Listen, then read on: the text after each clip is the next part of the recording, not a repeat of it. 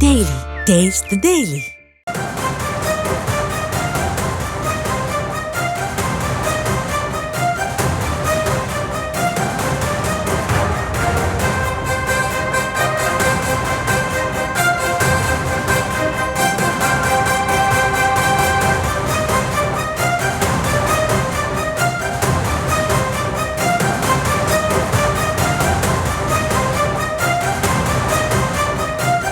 கடலூர் மாவட்டம் செம்மங்குப்பத்தில் பள்ளி வேன் மோதியதில் 3 பேர் இறந்திருக்கக்கூடிய நிலையில் இதற்கு ரயில்வே கேட் கீப்பரின் அலட்சியமே இந்த விபத்துக்கு காரணம் என முதல் கட்ட தகவல் வெளியாகியிருந்த நிலையில் தற்போது கேட் கீப்பர் பங்கஜ் சர்மா கைது செய்யப்பட்டிருக்கக்கூடிய தகவல் கிடைக்கப்பட்டிருக்கிறது. பங்கஜ் சர்மாவிடம் ரயில்வே போலீசாரும் உள்ளூர் போலீசாரும் விசாரணை மேற்கொண்டு வருவதாக தகவல் கிடைக்கப்பட்டிருக்கக்கூடிய நிலையில் விவரங்களையும் உடைய செய்தியாளர் பாரிவள்ளல் வழங்க நாம் கேட்கலாம். பாரிவள்ளல், இவருடைய அலட்சியத்தால தான் இந்த விபத்து ஏற்பட்டதா அங்க இருக்கக்கூடிய மக்கள் சொல்லியிருந்த நிலையில தற்போது இவர் கைது செய்யப்பட்டிருக்கார். இவரிடம் எது போன்ற விசாரணைகள் மேற்கொள்ளப்பட இருக்கு? தற்போது இவர் எங்க இருக்கிறார்? இன்று காலையில் ஏற்பட்ட அந்த ரயில் விபத்துக்கு முழு காரணமாக இந்த கேட் கீப்பர் பங்கஜ் சர்மா மீது தான் பொதுமக்கள் குற்றம் சாட்டுறாங்க. ஏன்னா இவர் எப்பொழுதுமே பணியில் இருக்கும் பொழுது செல்போன் பார்த்து கொண்டேதான் பணியில் ஈடுபடுவதாக இந்த மக்கள் குற்றச்சாட்டு வச்சிருந்தாங்க.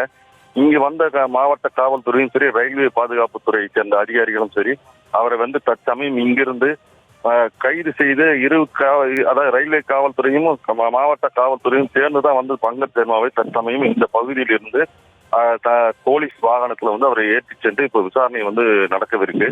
இந்த முதற்கட்ட அதாவது ரயில்வே துறையில் அவங்க என்ன சொன்னாங்கன்னா, துறை ரீதியாக நடவடிக்கை நாங்க எடுத்திருக்கோம். இந்த விபத்துக்கு காரணம் அவரது அலட்சிய போக்கு தான். அதனாலதான் இந்த விபத்து ஏற்பட்டு இப்ப இந்த பள்ளி மாணவிகள் 3 பேர் உயிரிழப்பு ஏற்பட்டிருக்கு.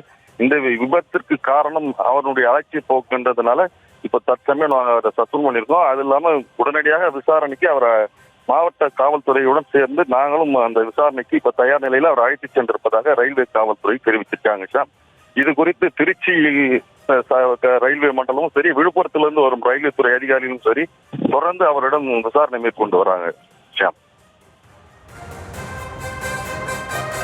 பாரிவள்ளல், இந்த விபத்துக்கு முழு காரணம் கேட் கீப்பருடைய அலட்சியம் அப்படின்னு சொல்லப்பட்டாலும் கூட துறை ரீதியா நடவடிக்கை எடுத்திருக்கிறதா ரயில்வே தரப்புல சொல்லப்பட்டிருக்கு. இருந்தாலுமே கூட ரயில்வே தரப்புல பள்ளியுடைய வேன் ஓட்டுநர் கேட்டுக்கொண்டாதான் நாங்க கேட்டை திறந்தோம் அப்படின்னு கேட் கீப்பர் தரப்புல இருந்து ரயில்வே தரப்புக்கு சொல்லப்பட்டிருக்கதா ரயில்வே துறை தரப்புல சொல்லப்பட்டிருக்கு. இதுல எது உண்மை? அதாவது இங்க இருக்கும் கிராம மக்கள் சொல்லுவது பாத்தீங்கன்னா, ரயில்வே கேட் கீப்பர் அவரு அதாவது அவர் இருக்கும் அந்த அறையில உள்ளேதான் இருந்திருக்கிறாரு. வெளியில வரவே இல்லை. வெளியில வராதுல அந்த பள்ளி வாகனத்தை இயக்கியது ஓட்டுநர் என்ன சொல்றாருன்னா, அவர் இந்த பக்கம் கேட்டு திறந்து இருந்ததுனாலதான் நாங்க அந்த இதை கடத்த முற்பட்டதா இங்க விபத்தை நேரில் பார்த்த பொதுமக்கள் தகவல் தெரிவிச்சிருக்காங்க. அதாவது வாகனம் ஓட்டி இந்த கேட் மூடாம இருந்தது, அதுதான் நாங்க நேரடியா வந்தாங்க இங்க. ஏன்னா இந்த ஒரு பெண்மணி சொல்லும் போது கூட அவங்க என்ன சொல்றாங்கன்னா, அந்த பகுதியில விபத்து ஏற்படும் போது அந்த பள்ளி ட்ரெயின் வருவதே அவர் நேர்ல பாத்துட்டாங்க. விபத்து நடக்கும்போது கொஞ்ச நேரத்துல சத்தம் அதிகமான சத்தம் கேட்ட உடனே வேற ஏதோ சத்தம் சொல்றா அவங்க நேர்ல ஓடி பார்க்கும்போது இந்த விபத்தானது ஏற்பட்டு அருகாமையிலே அந்த பள்ளி வேனானது கலந்து கிடந்திருக்கு. அதுல மீட்டெடுத்துதான் பொதுமக்கள் இந்த மாணவிகளை சிகிச்சைக்காக அனுப்புறாங்க. இதுக்கு இந்த விபத்துக்கு காரணம் ரயில்வே நிர்வாகம் சொல்வது அவர்கள் முதற்கட்ட விசாரணையில அவங்க சொல்றாங்க. ஆனா இந்த பகுதி பொதுமக்கள் சொல்றது கேட் கீப்பரின் அலட்சியத்தாலே இந்த விபத்து ஏற்பட்டதா சொல்லியிருக்காங்க.